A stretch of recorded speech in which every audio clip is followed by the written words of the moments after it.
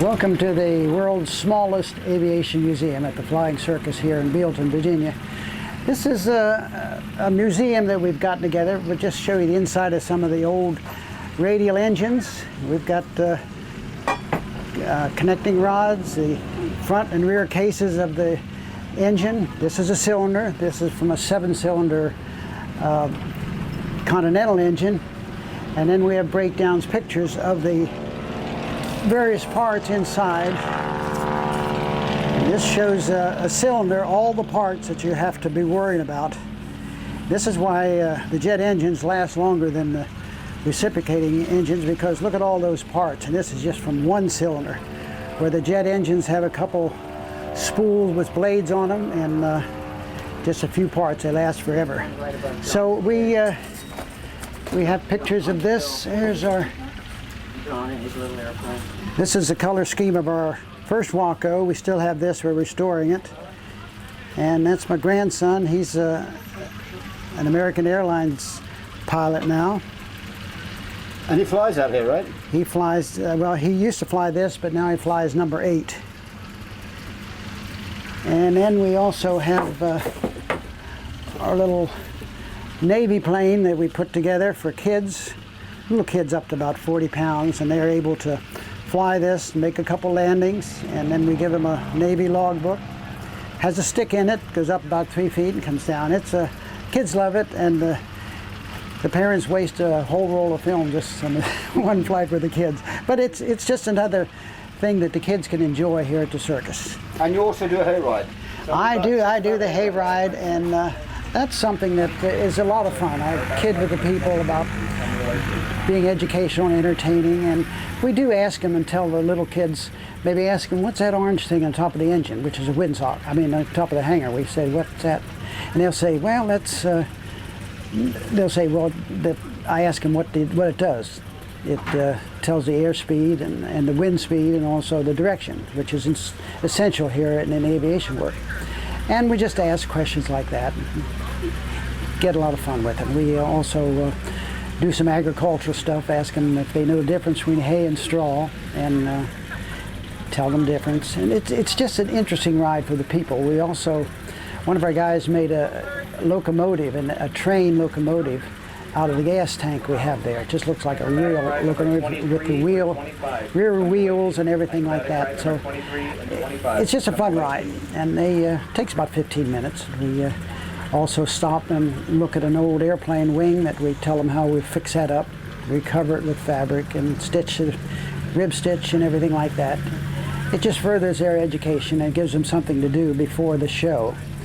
And then we also have these little planes out here that the little toddlers, they play with those instead of watching the air show, but at least they'll be asking to come out. Let's go out to the circus again to fly these little airplanes. So we have an enjoyable time with that.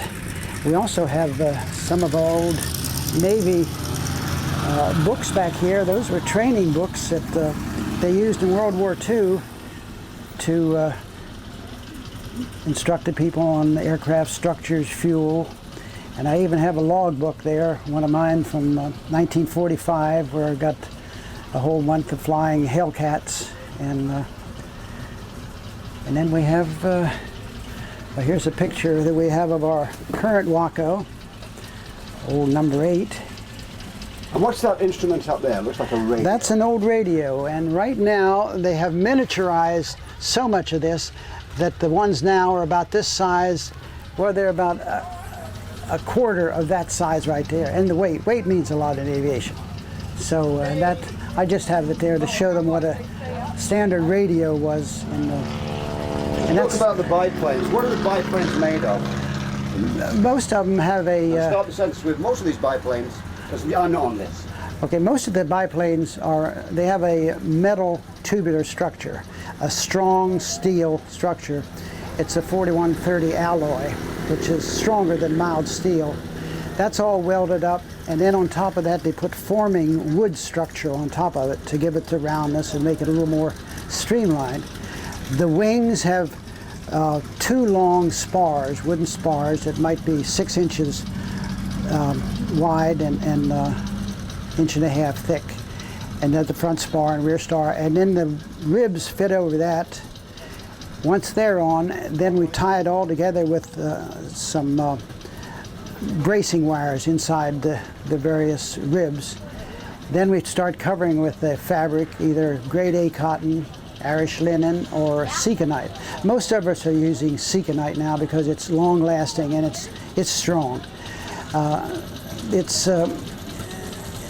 We put it on, glue it on a wing, let's say, and put some on the top, some on the bottom of the surface, and then get it all, try to get it stretched as much as possible, but there's always going to be wrinkles, so you have to come along with a household iron or a heat gun.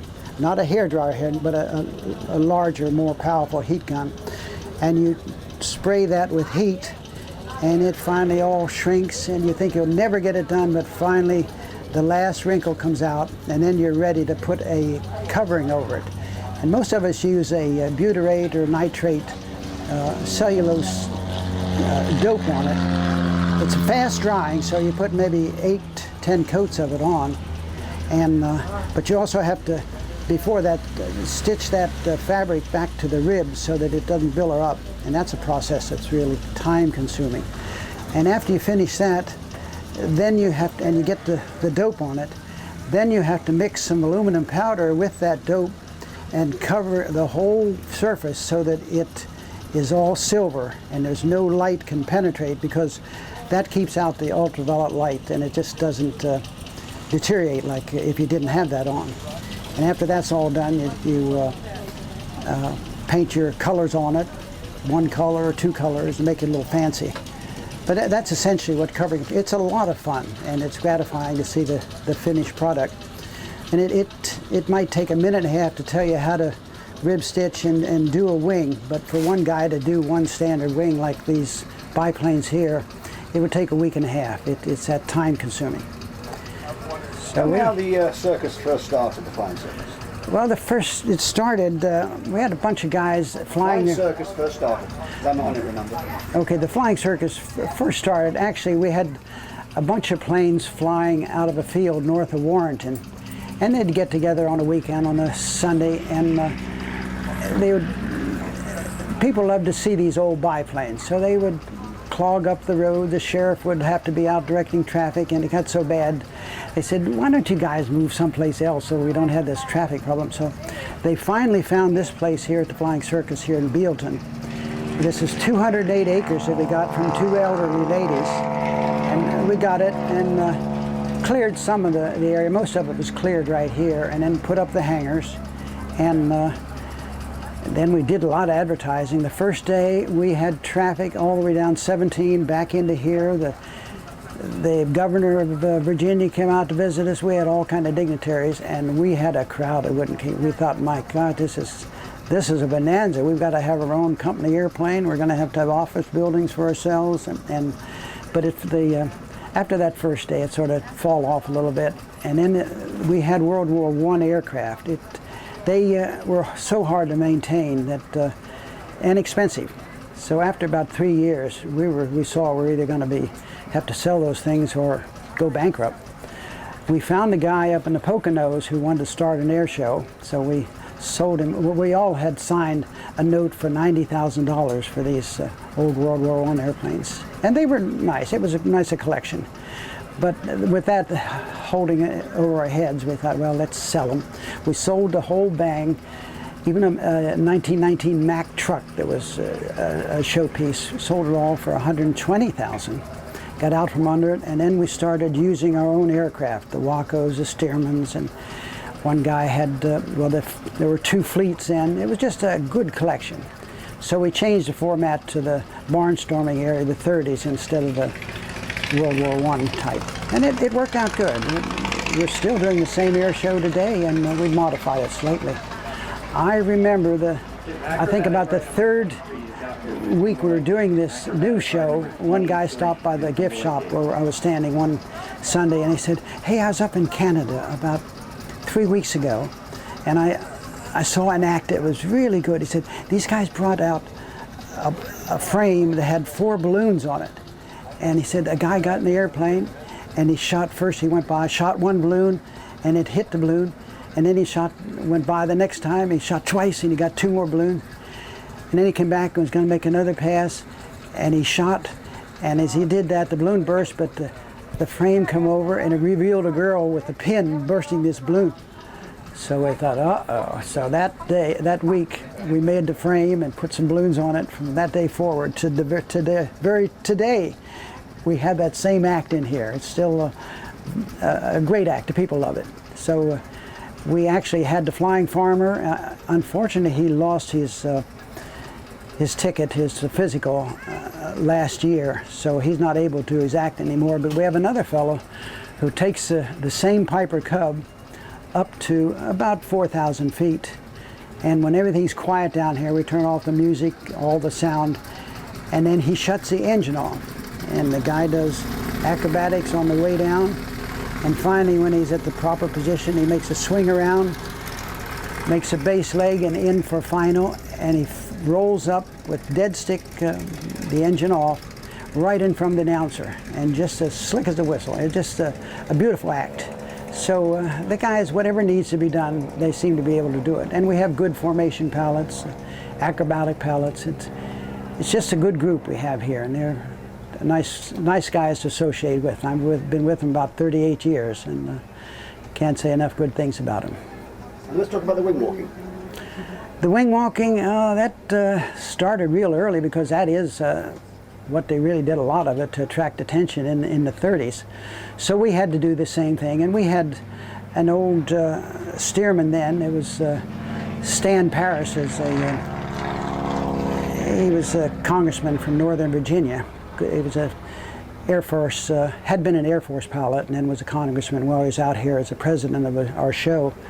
And we'd use his plane. The guy would walk out, and with the wing walker, you have to be very careful. You have to make sure that you're right on top of the spar. You can't go back 1 inch or so, because then you're going to step on just fabric and you're going to go through. So the wing walker knows exactly where it is, and they'll walk on the spar, get out, and then they'll wave to the crowd on one pass and then go upside down. For me, when I get a seat in an airplane, I don't get out of that chair. So it's something that even parachute jumping doesn't interest me. I mean, I got checked out on how to do it in the Navy, but I never had to do it. And but these wing walkers fascinate me. We had one gal that was in the White House photographic section. She was head of all the photographers. A Turkish gal. She was thin and wiry and really very athletic. And she did it quite a few years. And one spring in March, we would come out. We said, well, we'll practice a little bit. So she came out with a new nylon rope that she had, and she said, I want to try this. Gives me a little more stretch than the others. So she tied it on the front strut, and the guy took her, I think it was her friend at the time, took her out. And she got out and hung upside down, and when she tried to get back up and get a hold of the rope stretched, and she did not have the reach to get up to the strut. So she was stuck there hanging on this rope. She could not reach the strut. So messed around, and I was going to go up, tried to take my airplane, put it under a wing, but it was a March day, and it was so rough that I thought, no, it'd kill us both, we'll crash. So finally they said, okay, we'll bring her in as slow as possible, and they brought her in nice and slow and over in the tall grass. And as she was slowing down, I guess it might be 30 miles an hour, she let loose and tumbled a little bit. And we raced out there thinking, this girl's going to say, I'm never going to do that again. But when she got there, she said, she's sitting there calmly, she says, well, what I did wrong, I had this rope and it stretched. She said, I'm going to have to use the old rope again. So she went back to being a wing walker, and they did it for a couple years that way. And my daughter was also the wing walker. It was one of the few father-daughter wing walking acts we had, and now my son and my grandson fly the wing walkers, and so I'm sort of put out in pasture here now. I'm not as sharp as pilot as I used to be. I don't like to pass that word around, but that's what the truth is. That's about it. It's really been a big family thing. Oh, it's counted in the family. And how for most people wouldn't understand that the whole family's been involved and they all love it. They come in religiously every Sunday, And they get paid. That's true. It is a family affair with us.